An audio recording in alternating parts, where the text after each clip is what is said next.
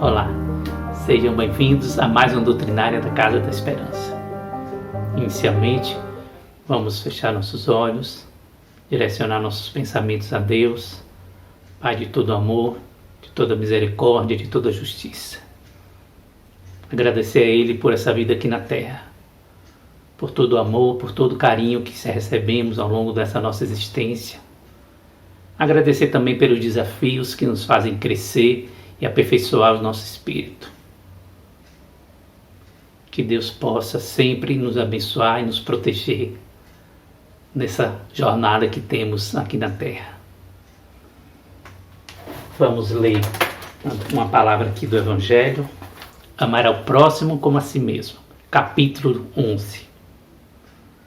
Os fariseus, ouvindo que ele calara a boca dos saduceus, reuniram-se em assembleia, e um deles, que era doutor da lei, veio fazer-lhe essa questão para tentá-lo. Mestre, qual é o maior mandamento da lei?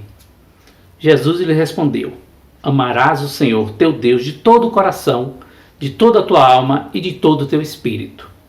Este é o maior e o primeiro mandamento. E eis o segundo, que é semelhante ao primeiro: amarás teu próximo como a ti mesmo. Toda a lei e os profetas estão contidos nesses dois mandamentos. Mateus, capítulo 22, versículo 34 a 40.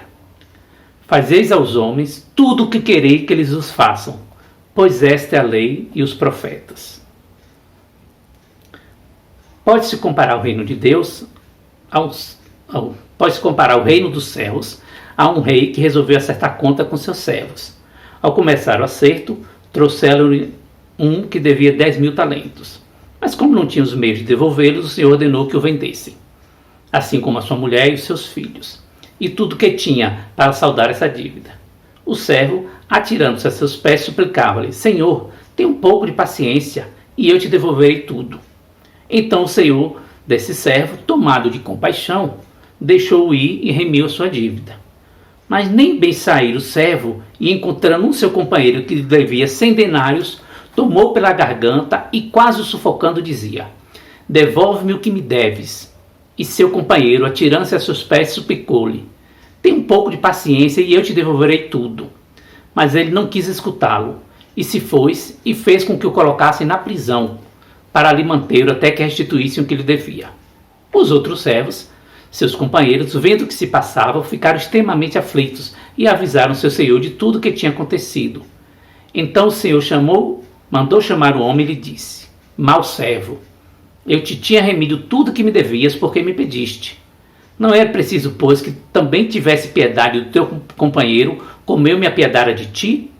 E o Senhor, encolerizando-se, entregou-o na mão dos carrascos até que ele pagasse tudo o que devia.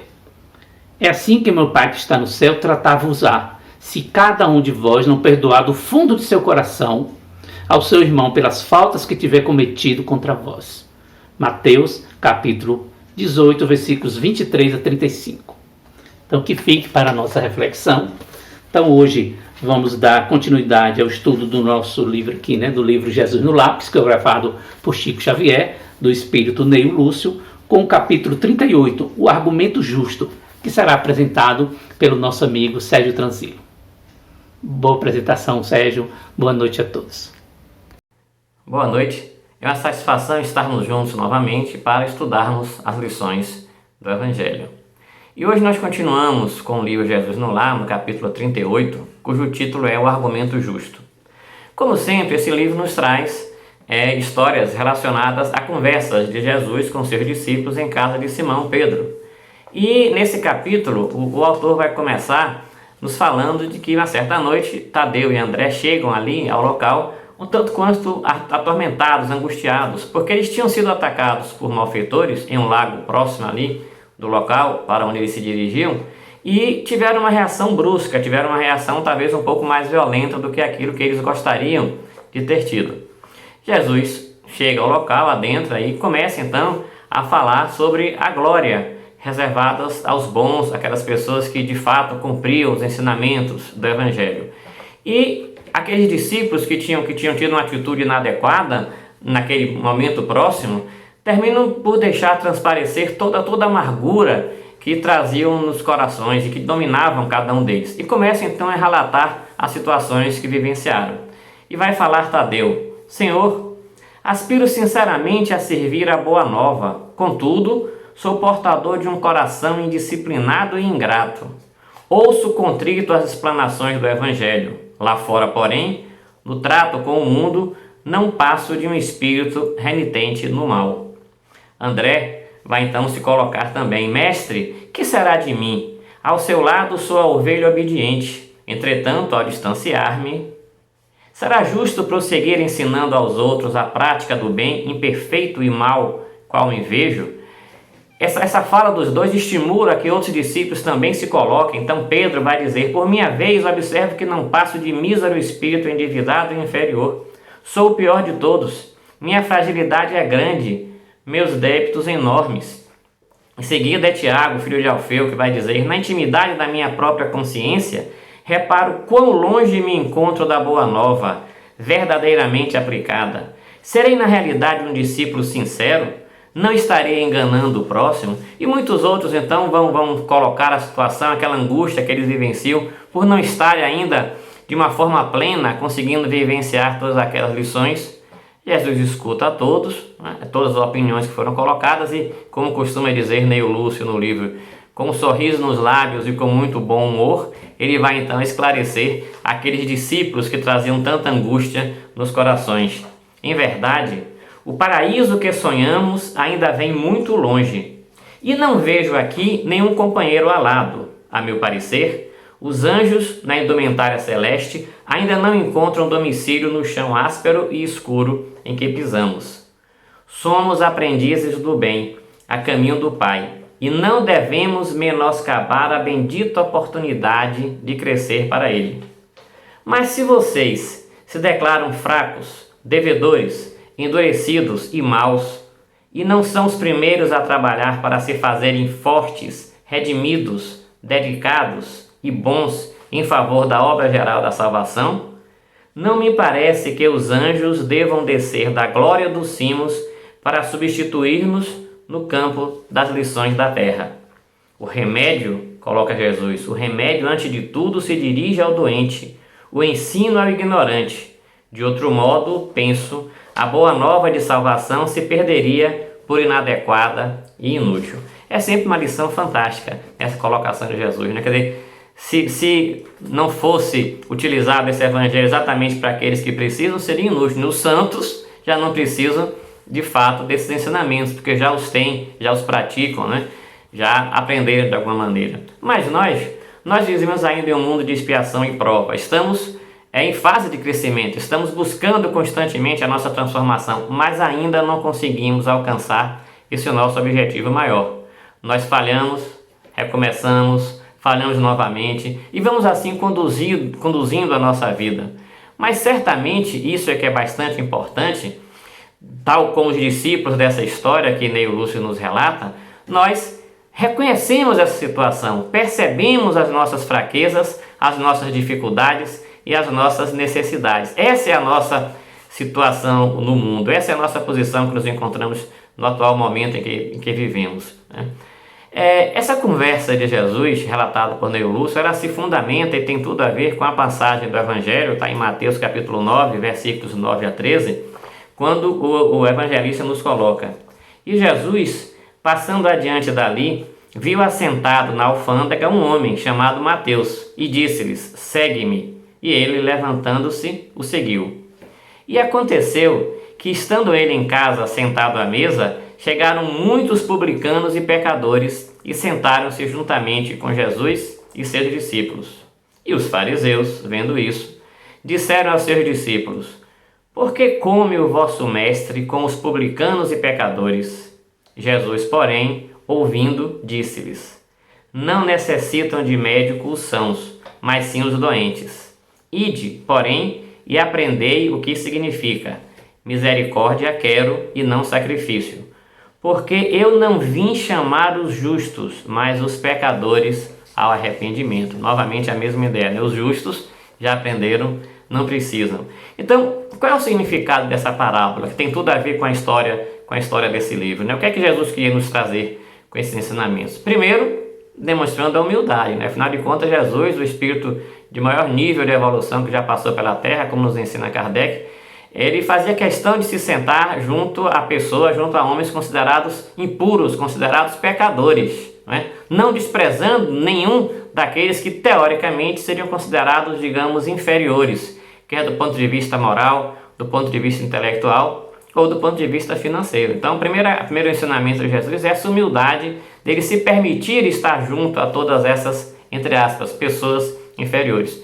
E depois, de certa forma, a perspicácia do Cristo, Afinal de contas, ele sabia, ele percebeu perfeitamente o tom irônico dos fariseus como forma de testá-lo, tal como a gente encontra várias vezes nos relatos do Evangelho. Então, Jesus nos mostra ali que ele veio ao mundo, de fato, para atender aqueles que precisam, para atender os enfermos. Não os enfermos do corpo, mas, sobretudo, os enfermos da alma, os enfermos dos espíritos. Ou seja, todo aquele que erra, percebe que está errando, mas, sobretudo, reconhece esse erro e quer se transformar. Quer buscar de alguma maneira uma nova forma de conduzir a sua vida. Busca o arrependimento, sobretudo com humildade e com vontade de aprender. Emmanuel, no livro Bênçãos de Paz, vai nos trazer um relato que caracteriza muito bem quem são essas pessoas, quem são esses doentes da alma, ou como somos nós, esses doentes da alma, que Jesus se refere nos seus ensinamentos. E vai nos dizer o mentor espiritual: aqui e ali encontramos inúmeros doentes que se candidatam ao auxílio da ciência médica, mas em toda parte, igualmente, existem aqueles outros portadores de moléstias da alma para os quais há que se fazer o socorro do espírito. E nem sempre semelhantes necessitados são os viciados e os malfeitores, que se definem de imediato por enfermos de ordem moral quando aparecem. É interessante essa mensagem porque, observe, ele vai dizer que quando a gente fala de doentes do espírito, doentes da alma, muitas vezes a gente tem a tendência de pensar naquelas pessoas que de fato têm uma postura muito inadequada, pessoas que cometem atitudes terríveis, sei lá, um Hitler da vida, um Bin Laden da vida, enfim, pessoas que têm de fato um comportamento altamente reprovável, Então ele nos diz, nem sempre são esses malfeitores, que de imediato a gente já percebe que são, que trazem uma enfermidade da alma, E continua então Emmanuel: vemos outros muitos para os quais é preciso descobrir o remédio justo e às vezes difícil, de vez que se intoxicaram no próprio excesso das atitudes respeitáveis em que se desfiguraram os sentimentos. São aqueles que cometem o que nós poderíamos considerar como um erro simples, que muitas vezes nós achamos que são coisas simples, mas que representam também atitudes, comportamentos nossos e que precisam de uma reflexão para alterarmos essa maneira de conduzirmos a nossa vida. E ele então vai descrever quais são essas atitudes respeitáveis, mas que às vezes desfiguram os nossos sentimentos no nosso dia a dia. E nos diz Emmanuel: são os extremistas da corrigenda, tão apaixonados pelos processos punitivos que se perturbam na dureza de coração pela ausência da misericórdia. Somos nós que queremos consertar todo mundo, achando que temos a capacidade de interferir na vida alheia e sempre estar dando ensinamentos como se superiores nós fôssemos.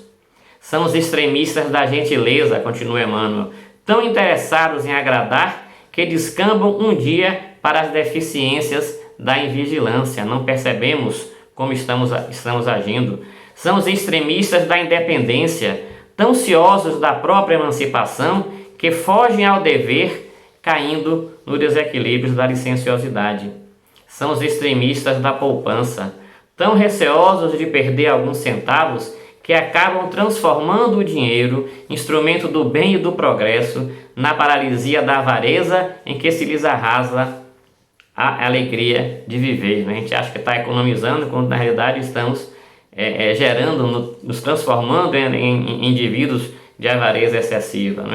E finaliza Emmanuel: há doentes do corpo e doentes da alma. Então, é lógico que as pessoas saudáveis não necessitam dos cuidados médicos, Os que precisam dos serviços médicos são aqueles que, de alguma forma, estão doentes. E Jesus nos traz essa imagem exatamente para nos mostrar que a sua vinda à Terra, a sua vinda e a sua vida aqui na Terra, trazia a proposta de socorrer especialmente todos aqueles que percebem que ainda não se encontram num pleno contexto de equilíbrio, sobretudo do que se refere ao equilíbrio espiritual, né? E que na realidade era a maioria, ainda é, talvez hoje, a maioria das pessoas que habitam esse planeta. E nesse sentido é que a enfermidade a que ele se referia vai além das anomalias físicas e de fato se refere a todas aquelas situações, a todas aquelas deformidades, podemos assim dizer, que caracterizam ainda o nosso espírito, que caracterizam ainda o nosso comportamento.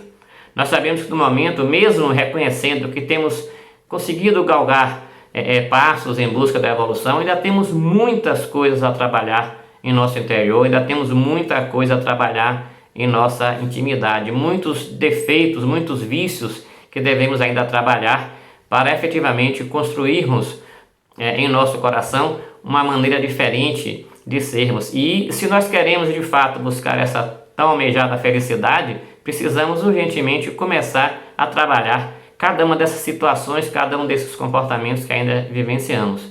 Nós sabemos que a medicina da Terra vai nos oferecer o remédio para restabelecermos a nossa saúde física. E os ensinamentos do Evangelho vão nos dar a base para a busca dessa nossa verdadeira saúde espiritual, tal como coloca Jesus.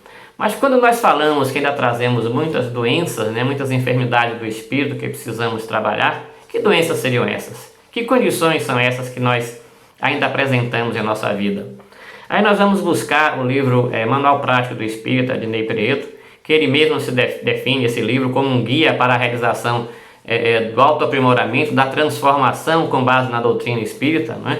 E ele vai nos alertar ao longo do seu estudo, ao longo do seu livro, para diversos problemas que ainda trazemos em nosso comportamento ou em nossos corações. E nos diz Ney Preto que ainda conduzimos em nosso ser a gula, a vaidade, o orgulho, a avareza, inveja, ociosidade, agressividade, personalismo, abusos sexuais, vingança, maledicência, intolerância, ódio, ciúme, impaciência, etc. Vou até parar, não vou nem colocar todos, para a gente não se assustar muito. Será que nós nos identificamos com alguns desses elementos, com alguns desses comportamentos, com algumas dessas situações, Reconhecemos já em nós a necessidade de transformarmos alguma dessas coisas que ainda trazemos no nosso dia a dia?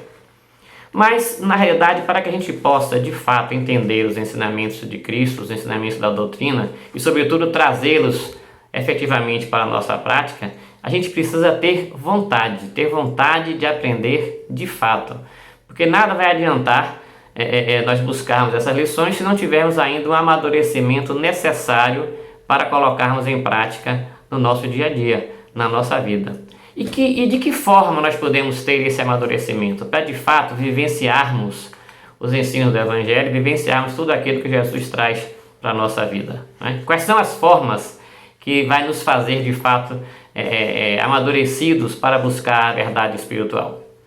Seria o sofrimento e o sentimento, essas duas maneiras. O sofrimento através das provas e expiações e o sentimento através de um verdadeiro desejo espiritual que nos faz buscar essa transformação. Nós sabemos que através do sofrimento, cada indivíduo passa a encarar a vida de uma forma diferente.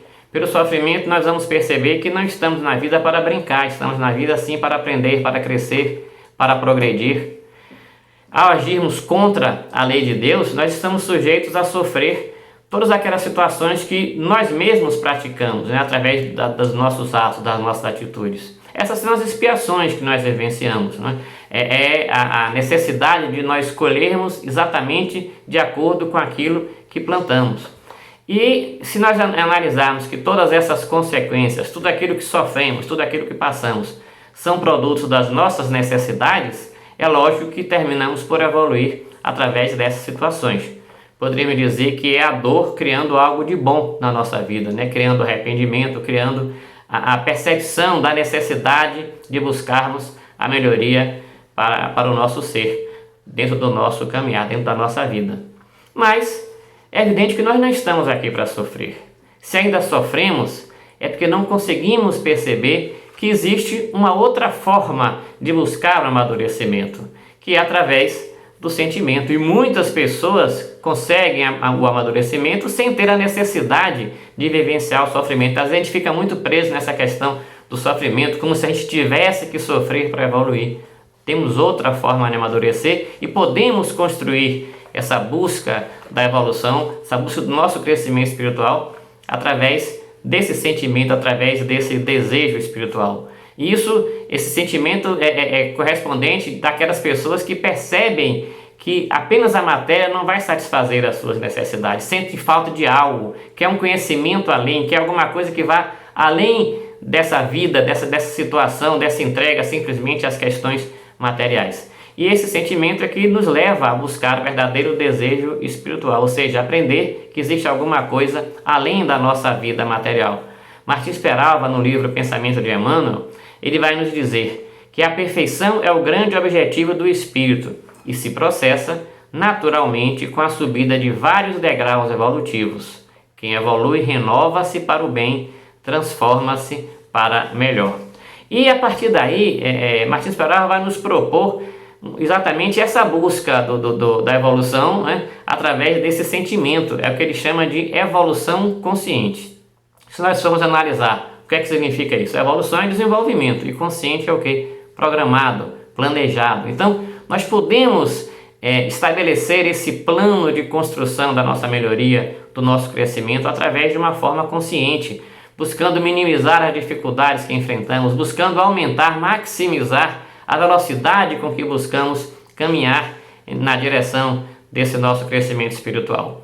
E é lógico que isso não é simples, a gente está colocando que vai exigir muito esforço de cada um de nós e deve começar, segundo o autor, sobretudo, com o que ele chama de compreensão da necessidade de mudar. Ou seja, enquanto o indivíduo não perceber por si mesmo, ele próprio, cada um de nós não percebermos e sentirmos a necessidade de mudar efetivamente, não vamos sair desse plano, dessa linha horizontal em que nos encontramos e que vivenciamos apenas na acomodação ou simplesmente nas promessas de fazer alguma coisa. Então temos que avançar além dessas promessas. E normalmente essa compreensão vai estar associado a incomodar-nos com aquilo ou com a forma como nós conduzimos as nossas atitudes, né? Se nós observarmos, é exatamente isso que acontece na história que nos traz Neio Lúcio. O Tadeu e o André, eles sentiram-se incomodados por aquela reação brusca que eles tiveram, tá? Então, é sentir-se incomodado e, sobretudo, querer efetivamente processar essa mudança. Ter vontade de fazer tudo isso. E essa vontade tem que ser interna, tem que ser algo que venha de dentro para fora, para que efetivamente ela possa se manifestar, né? Se manifestar com altivez, com vigor que nos faça de fato buscar essa transformação. A gente lembra aqui aquela situação, aquela história que se costuma colocar sobre o ovo, né? Como é que se pode partir a casca de um ovo? E a gente costuma colocar que se você parte o ovo de fora para dentro, o máximo que você vai conseguir é um belo de um ovo frito, de um omelete, né? Para satisfazer a sua fome. Mas quando o ovo se parte de dentro para fora, nasce uma vida, surge uma vida. Então é esse sair, esse fazer de dentro para fora que vai efetivamente nos fazer buscar com vontade essa transformação ou esse crescimento, se incomodar com a atitude. Porque nós observamos o seguinte, muitas vezes as pessoas têm determinadas atitudes e nem percebem, nem se incomodam com aquilo que está fazendo. Eu posso ser grosseiro e nem perceber que eu estou sendo, tá? Mas quando aquilo começar a incomodar, eu faço uma grosseria e digo, puxa, eu acho que eu fiz alguma coisa inadequada.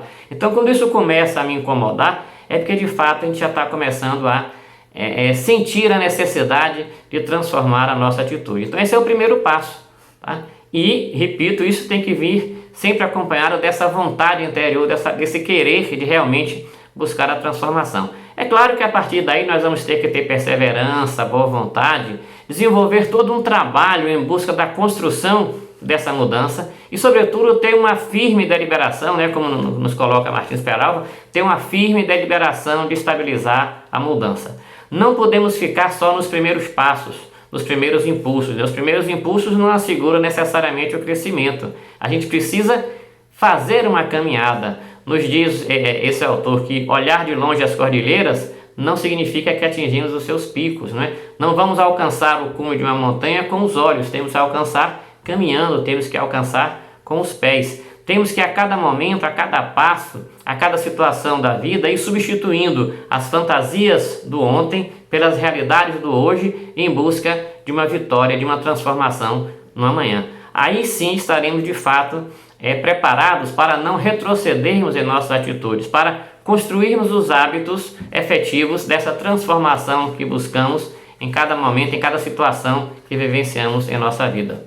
Repito que a coisa não é simples, a luta vai ser grande e, sobretudo, cada vez que a gente dá um passo, a gente vai percebendo novas necessidades e os obstáculos sempre vão se interpor, mas precisamos ter a vontade de superar esses obstáculos. Em geral, quanto maior a disposição de mudar, maior vai ser essa luta interior para buscarmos essa transformação, né? Maior vão ser os obstáculos que vão aparecer na nossa vida, mas também maior vai ser a nossa capacidade de superar esses obstáculos para continuarmos com o nosso objetivo. E se a vontade for efetiva, realmente vamos continuar com os nossos objetivos. Sempre que eu falo disso, eu me lembro do Fernão Capelo Gaivota. Certamente nós conhecemos o livro, nós conhecemos o filme.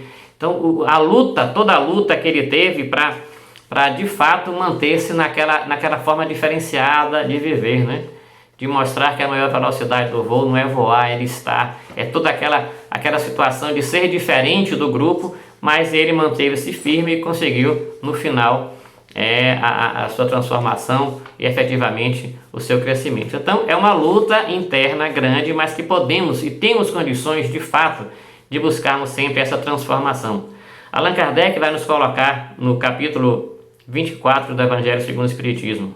Jesus dirigia-se sobretudo aos pobres e deserdados, pois eles são os que mais necessitam de consolação, e aos cegos e humildes e de boa fé, porque eles pedem que lhe abram os olhos, não aos orgulhosos que creem possuir toda a luz e não precisar de nada. Isso está no Evangelho segundo o Espiritismo. Então, exatamente essa é a lição que Jesus quer nos colocar, né? Dentro da mensagem do Evangelho e, sobretudo, dessa história do capítulo do livro que nós estamos analisando. Então, é preciso querer de fato aprender. Jesus traz a sua mensagem para todos aqueles que têm a coragem de querer que seus olhos sejam abertos, que deixam de lado o orgulho e percebem a necessidade de buscar um novo aprendizado, de buscar efetivamente conhecer uma nova verdade para aplicar em suas vidas. E está em nossas mãos o caminho que podemos seguir para buscar essa transformação, né? Efetivamente, nós sabemos que ainda somos na Terra muitos doentes do Espírito que precisamos nos transformar. Ainda somos muitos que precisamos buscar essa saúde integral, efetivamente, da nossa alma, né? Buscar esse equilíbrio espiritual. Equilíbrio esse que se refere à afetividade, a equilíbrio com a família, a equilíbrio no lidar com o dinheiro, a equilíbrio do dinheiro para quem tem e para quem não tem, a equilíbrio no convívio com a sociedade. Então, precisamos e temos a condição de buscar todo esse equilíbrio fundamentados sempre seguindo as lições que nos foram colocadas por Jesus, né? E Emmanuel vai nos dizer também que Jesus nos trouxe um grande programa de saúde que podemos aplicar em nossa vida em busca dessa transformação, em busca dessa cura das nossas doenças da alma, das nossas doenças espirituais. Ele vai mostrar que para cada situação que ainda precisamos mudar, para cada um daqueles defeitos, né, que Ney Prieto coloca no livro, sempre tem uma lição de Jesus que vai nos induzir a uma transformação, a uma busca de um aprendizado de fato para a nossa vida. E vai nos dizer então Emmanuel, citando diversas dessas coisas que precisamos mudar em nosso dia a dia. Ele começa então colocando o egoísmo, né, essa doença que ainda nos impede de vivenciar uma fraternidade. Nos diz Emmanuel, nas perturbações do egoísmo, faze aos outros o que deseja que os outros te façam. Então sempre uma lição de Jesus atrelado a cada uma dessas necessidades. Depois Emmanuel vai falar da cólera, esses arroubos de violência que às vezes nos cega, nos tira de uma situação de tranquilidade na nossa vida. Nas convulsões da cólera, diz Jesus, na paciência possuirás a ti mesmo. E continua Emmanuel, na revolta, né, que muitas vezes nós temos em função do nosso orgulho e de pretensões que trazemos em nossos corações. Nos acessos de revolta, humilha-te e serás exaltado. Na vaidade, que ainda trazemos em nossos corações, fazendo com que a gente não perceba a nossa realidade de fato. Na paranoia da vaidade, não entrarás no reino do céu sem a simplicidade de uma criança. No ódio, que às vezes ainda deixamos dominar os nossos corações, prejudicando as nossas relações dentro da comunidade que vivemos. Nos quistos mentais do ódio, ama os teus inimigos, nos ensina Jesus. Em relação à ignorância que ainda trazemos no nosso ser, que termina nos levando à preguiça de buscar a transformação, a um certo comodismo. Nos delírios da ignorância, aprende com a verdade e a verdade te libertará. E muitas outras lições nos vai trazendo Emmanuel, mostrando que Jesus sempre vai, digamos, ter um remédio para nos fazer libertar dessas doenças. E ele vai concluir dizendo que se todos esses remédios não são ainda suficientes para nos mostrar a necessidade de transformação, Jesus nos deixou um remédio universal, aquele que vai curar toda e qualquer doença do nosso coração. Que remédio é esse? É o amor, o maior mandamento, que foi receitado por esse médico Jesus e que é o mais importante para, de fato, conduzirmos a nossa transformação, a busca da nossa verdadeira cura interior, da nossa verdadeira cura espiritual, que é esse equilíbrio que devemos fazer dentro dos nossos sentimentos. E para finalizar essa nossa reflexão, vou concluir com um parágrafo ainda da mensagem de Emmanuel, que nos diz o seguinte: sim, somos espíritos enfermos com ficha especificada nos gabinetes de tratamento instalados nas esferas superiores, dos quais instrutores e benfeitores da vida maior nos acompanham e analisam ações e reações. Mas é preciso considerar que o facultativo, mesmo sendo nosso Senhor Jesus Cristo, não pode salvar o doente e nem auxiliá-lo de todo se o doente persiste em fugir do remédio. Então, todos nós temos os meios de errar menos. Devemos buscar. Temos condições de fazer essa transformação através da vivência, da exemplificação, enfim, buscarmos sempre características que correspondem ao verdadeiro sentido espiritual da nossa vida. No início da nossa conversa, nós citamos o livro de Ney Prieto, quando ele fala daqueles defeitos, vício, gula, orgulho, vaidade, inveja, ciúme e por aí vai. Vamos escolher os contrapontos, então, para transformarmos cada uma dessas situações que ainda vivenciamos em nossos corações. E vamos procurar, então, desenvolver a humildade, a modéstia, a sobriedade, resignação, sensatez, piedade, generosidade, benevolência, perdão, afabilidade, misericórdia, renúncia, compreensão, tolerância, paciência, brandura, pacificação, companheirismo, mansuetude, vigilância, abnegação, dedicação e tantas coisas mais que podemos desenvolver em nossa vida, em nosso coração, para de fato estarmos buscando essa transformação enquanto espíritos que somos na busca do nosso crescimento, do nosso desenvolvimento. Ainda não somos evoluídos, Eu vou lembrar uma frase de Rodolfo Carligares que eu gosto muito de citar: nós não somos perfeitos, mas somos perfectíveis. Ainda não somos evoluídos, nós reconhecemos as necessidades, todas as necessidades que ainda trazemos na alma, que ainda trazemos em nosso ser e que precisamos trabalhar. Mas precisamos também ter a vontade, ter o desejo de buscar de fato essa transformação, sobretudo tendo consciência da lição do Evangelho que nos diz: reconhece-se o verdadeiro espírita pela sua transformação moral e pelo esforço que empreende no domínio das suas más inclinações. Tal como aqueles discípulos, ainda não estamos de fato agindo da maneira adequada que gostaríamos, mas já percebemos e temos, portanto, o dever de desenvolver em nossos corações esse esforço para podermos transformar essas más inclinações que ainda conduzimos na nossa vida. Que possamos ter sempre presente essas lições e, sobretudo, essa necessidade de fazer essa caminhada, fazer esse deslocamento em busca do nosso crescimento espiritual. Que Jesus nos abençoe e nos envolva sempre em sua paz. Agradecemos a Sérgio pela excelente apresentação. Agradecemos também a Deus por essa oportunidade de estarmos juntos, aprendendo o Evangelho, aprendendo palavras que devem servir para guiar a nossa vida, para nos aproximar ainda mais de Deus e também do nosso próximo.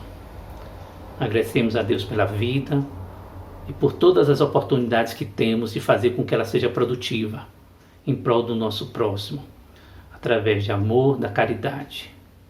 Deus, obrigado por tudo que tem nos dado. Pedimos a Ti também proteção, fé e esperança e conforto a todos aqueles que estão passando por grande dificuldade nesse momento. Aqueles que estão com dificuldade devido à pandemia do Covid, aqueles que têm dificuldade devido a doenças, devido à falta de bens materiais. Nos dê, Senhor, o conforto necessário para poder superarmos todas essas provas, com fé, com esperança e com dignidade. Agradeço a todos vocês por estarem conosco nesse momento e vamos pedir agora aos nossos amigos passistas que possam fazer o nosso passe coletivo e abençoar todos nós que estamos nesse momento aqui no planeta, passando por mais uma fase da nossa evolução espiritual. Boa noite a todos. Quanta luz neste ambiente descendo sobre nós, vibrando em nossa mente. Quanta luz, quando assim em prece minha alma cresce aos olhos de Jesus. Quanta luz, quando em oração a voz do Mestre fala aos nossos corações. Quanta luz descendo sobre nós.